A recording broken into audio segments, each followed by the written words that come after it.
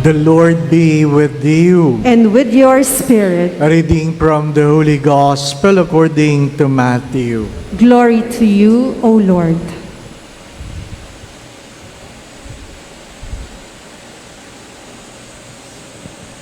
At that time, Jesus withdrew to the region of Tyre and Sidon, and behold, a Canaanite woman of that district came and called out, "Have pity on me, Lord, Son of David. My daughter is tormented by a demon." But Jesus did not say a word in answer to her. Jesus' disciples came and asked him, "Send her away, for she keeps calling out after us." He said in reply, "I was sent only to the lost sheep of the house of Israel." But the woman came and did Jesus homage, saying, "Lord, help me." He said in reply, "It is not right to take the food of the children and throw it to the dogs." She said, "Please, Lord, for even the dogs eat the scraps that fall from the table of their masters." Then Jesus said to her in reply, "O woman, great is your faith. Let it be done for you as you wish." And the woman's daughter was healed from that hour.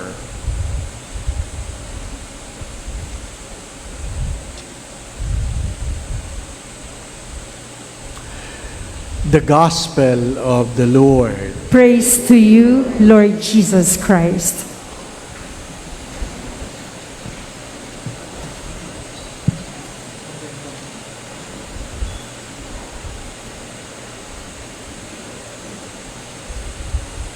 Magandang gabi po sa inyong lahat.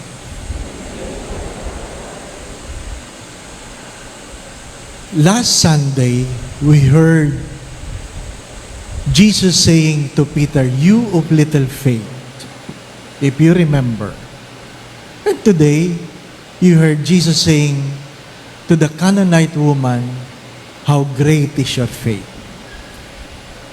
Two extreme. The second reading reminds us of what? That the call of God is for everyone. Irrevocable. The term that was used was irrevocable. Hindi nagbabago. The call of God. So that you will experience the mercy of God. We are not called because there is something we can do for God. We are called because God wants to do something for us. Do not forget that. Walang pangangailangan ng Diyos. Kaya pag ikaw ay tinawag ng Diyos, hindi dahil may kailangan sa iyo ang Diyos. Tinatawag ka ng Diyos kasi alam ng Diyos na yung pangangailangan mo, Diyos lang ang pwedeng magbigay. And it takes a humble disposition to listen to someone you do not know. To someone you do not know. What is the first reading trying to call us, to tell us? That the call of God is inclusive. It is a call to everyone, even to the foreigners. Who are the foreigners? The non-Israelites. If you are not among the people of God, then you're among the foreigners. And yet, the first reading reminds us that everyone is called. And when you are called, knowing that you are not among the children of God, ano sabi sa first reading? Always think of what is right and do what is just, and you will experience salvation and justice. You will experience salvation and justice. How? You remember that you always think of what is right and do what is just. In simple terms, paulit-ulit ko yan sinasabi, in simple terms, para madaling maalala, ano yon? Huwag mong kukunin ang hindi iyo. Kung hindi totoo, huwag mong sasabihin. Kung mali, huwag mong gagawin. Simple lang, hindi po ba, no? Mahirap bang tandaan yon? Hindi. Ang hindi makatanda nun, may tawag. Hindi po ba? Kasi pag simple lang at hindi mo pa rin matandaan, ay may problema ka. May problema ka. Kasi tayo mga Pilipino, pasaway. Di ba? Pag sinabing, do not touch wet paint, hipuin talaga. Ay, wet nga. Di ba? Do not touch hot surface. Ay, ang init. Di ba? Avoid slippery surface. Doon talaga dadaan. Pag nadulas, ano pa naman? Ang dulas-dulas. Di ba, na? Walang pinagkaibay doon sa paulit-ulit na kwento ko. Anak, alam mo ang mahal magpaaral ngayon. Bakit ka bagsak? Anong sagot ng bata? Ma, huwag ka nang magalit. Marami kami. Tama ba yun? Tama ba yun? Di ba? Hindi porke ang ginagawa ng marami, yan ang dapat gawin. Mga minamahal na mga kapatid, nakikiraan lang tayo. Hindi tayo habang panahon dito sa mundong ito. At mahalagang meron tayong mas malayong pananaw. Ang alin? Hari nawa, ako'y makauwi. Saan? Sa bahay ng Diyos. Dalawa lang ang pupuntahan natin, hindi po ba? Pag tayo namatay, dalawa lang. Smoking or non-smoking. Kahit naninigarilyo kayo dito sa lupa, alam kong ayaw nyo sa smoking area. Hindi po ba, ano? You have the choice. You have the choice.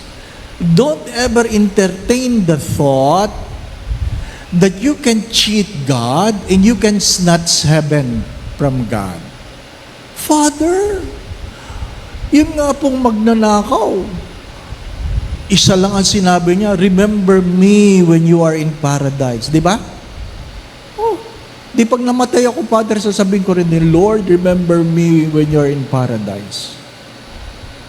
Huwag mong kakalimutan, anak. Nakapako yung magnanakaw. Ano? Ang pwede lang magsabi doon, nakapako. Kung hindi ka nakapako, hindi ka kasali, di po ba, no? Kaya kung gusto mo pumasok sa langit, na hindi ka nagbabago at sa huli ka magbabago, ha? Maghahanap kang magpapako sa iyo. Ano po? Ipagdasal mo na walang kalawang yung pako. Di po ba? Baka matetano ka. Ano? Hirap nung naghihingalo ka na natetano ka pa. Di po ba? Ano?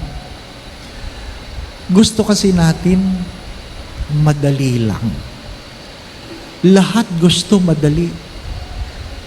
Bakit mayroong korupsyon? Bakit mayroong red tape? Bakit may fixer? Kasi gusto sumingit. Ayaw pumila. Di po ba, ano? Ayaw pumila. Yung iba naman, pila ng pila na hindi nagtatanong kung para saan yung pila. Mayroong ganon. Pila ng pila. Ang haba ng pila. Doon siya pinipila siya ng pila. Ha? Isang oras na siya nakapila nung malapit na siya. Yung nakapila pala, papunta lang sa CR. Oh, sino may kasalanan? Ikaw, di ba, no? Kasi naman tinatanong, Kuya, dito ba ang pila? Siyempre, iniisip niya, magsishare ka, opo. Di ba? Alam natin yun. Pagka minsan, sigurista tayo, minsan, sorry for the words, tanga tayo. Di ba? Ano sabi sa diksyonaryo ng tanga? Ang ayaw gamitin ang utak. Oh. Ayaw gamitin ang utak. Gamitin mo, wala bumibili ng second hand na utak. Excuse me. Ha? Wala. Gamitin mo. Mahalaga yun. Kaya nga tayo lang yung may problema. Mayroong nagsisigaw dyan, Ayala, Ayala, Ayala, Ayala, Ayala. Di ba? Mapapatid na yung liig kasi sigaw, Ayala, Ayala. Paglapit ng pasahero, Ayala. Di ba tayo lang yan? Ano? Tawa kayo kasi kayo yun eh. Hindi pa ba? Ano? Ang tagal na nagsisigaw ng barker. Ha? Ayala. Di ba? Makinig. Makinig. Hindi nagbabago ang panawagan ng Diyos. Pero ang pagtugon ay may kaakibat na responsibilidad. Ano po sinasabi sa Ebanghelyo? Ito ang nakakatakot. Dahil ang Diyos ay tumatawag sa lahat, ano sabi ni C.S. Lewis? Joys are the whispers of God, pains are the shouts of God. Keep that in mind. Joys are the whispers of God, pains are the shouts of God. Pag ikaw ay punong-puno ng saya at biyaya, binubulungan ka ng Diyos. Ang pagtawag sa iyo ay pabulong. Pero pag ikaw ay nagdudusa, naghihirap, baka sumisigaw na sa iyo ang Diyos. Ibig sabihin, dati ka nang binubulungan, hindi ka nakikinig. Inantay mo pang sumigaw ang Diyos. Katulad ng nanay sa Ebanghelyo. Why it's difficult for a Canaanite woman to respond to the call of God? Because Canaanite women belongs to the Syrophoenician lineage. Sino yung mga Syrophoenician? Sila yung mga Greek. Sila yung mga matatalino. Sila yung matatalino. The opposite ng first reading. Kung hindi ka Israelita, foreigner ka. Pero sa kanila, kung hindi ka Greek, foreigner ka. Hindi lang yun. You are considered among the dogs. If you are not among the Greeks, you're among the dogs. Can you imagine? At least ang Diyos, pag hindi ka Israelita, foreigner ka. Sa Greek, pag hindi ka Greek, dog ka. Mas masakit, di po ba? Mas mababa ang tingin nila sa hindi nila kauri. Kaya, ano sabi ng Diyos? Ibibigay ba ng may-ari ang pagkain sa aso na para sa kanyang anak? Naintindihan mo na ngayon kung bakit sinabi ni Jesus yon. Ngayon, ang tingin mo sa amin ay mga aso o ikaw ngayon ang nangangailangan? Naintindihan po ninyo ang dialogue. Kasi sasabihin nyo, bakit naman napakababa ng tingin ng Diyos doon sa ina na nangangailangan? Hindi. Pinapamukha ng Diyos sa babae kung ano ang tingin mo sa iyong kapwa. Ngayon, ikaw may pangangailangan. Pag ikaw pala'y may pangangailangan, kahit pala sa aso, nakikiusap ka. Di ba? Mga minamahal na mga kapatid, kaya mag-iingat tayo sapagkat hindi tayo palaging nasa taluktok ng ating tagumpay. We are not always standing in the pedestal of our success. Hindi tayo habang panahong malakas. Hindi tayo habang panahong nasa saan? Sa mataas na posisyon. Hindi tayo panahong matalino. Hindi. Sabi nga nila, when you grow old, you become weak, wrong, and stupid. Do not forget that.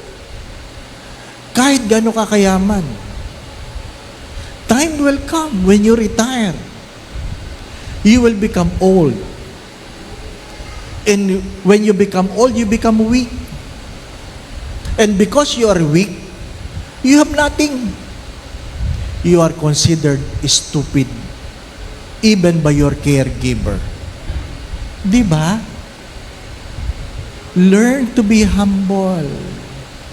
Learn to be humble. You don't ask, bakit ako nahihirapan? Bakit may sakit ang anak ko? Bakit nawalan ako ng trabaho? Bakit ako nalugi? Bakit? You don't complain. But you ask God, what are you trying to tell me? Because you are intelligent enough to know. We are being called. As I've said, my dear brothers and sisters, when you are strong, respond. Do not wait for old age. Huwag niyo sabihin, si Abraham nga, Father, tinawag 75 eh. Si Abraham yun. Hindi po ba, no? Si Abraham yun. Matagal ang buhay nun eh. Tayo, ano sabi sa aklat ng mga awit? Life is only 70, 80 for those who are strong. Maiksi lang ang buhay natin. Kaya pag tinawag ka ng 75, 5 years na lang ang service mo. Di po ba, no? Di ba? Kaya nga sa Holy Apostles, ang mga nagpapari, may edad na. Tinatawag sa amin, 25 to 40. Father, pag 41, hindi nyo na tinatanggap. Medyo nag-iisip na kami. Kasi pag 40, may maintenance na, hindi pa ba, no? Pag pumasok ka ng 41, ma-ordain ka 47, malapit ka na sa retirement. Hindi ba? Dapat bawal ka mag-retire. Lugi sa iyo. Ang mahal ng paaral eh. Hindi pa ba, no? Hindi. Again, my brothers and sisters, in today's celebration, you ask yourselves, in what way God is calling me? Hindi na natin tinatanong, tinatawag ba ko ng Diyos? Tinatawag ka ng Diyos. But in what way? And what for? Saan ako tinatawag? At para saan? Siyempre, mga may asawa, nyo na itatanong, tinatawag ba akong magpare? Hindi. Tapos na kayo. Hindi po ba? Tapos na kayo. Pero baka tinatawag kayo. Na ano? Mahalin mo ang iyong biyanan. Di ba? Ano? Baka ganon. Hindi ko alam eh. Hindi ko alam. But everybody is called. Do not wait for the moment that God will humble you before you realize that you are called. Keep this in mind, that every calling is a grace. Again, every calling is a grace. It's one way of saying neglecting the call is neglecting the grace. Amen. Going back to what I've said, the call of God is irrevocable. And everyone is called, even the foreigners. Sabi nga sa wikang Tagalog, lahat kasali, kasali lahat. The calling is never about us. It is about the one who calls, and that is God.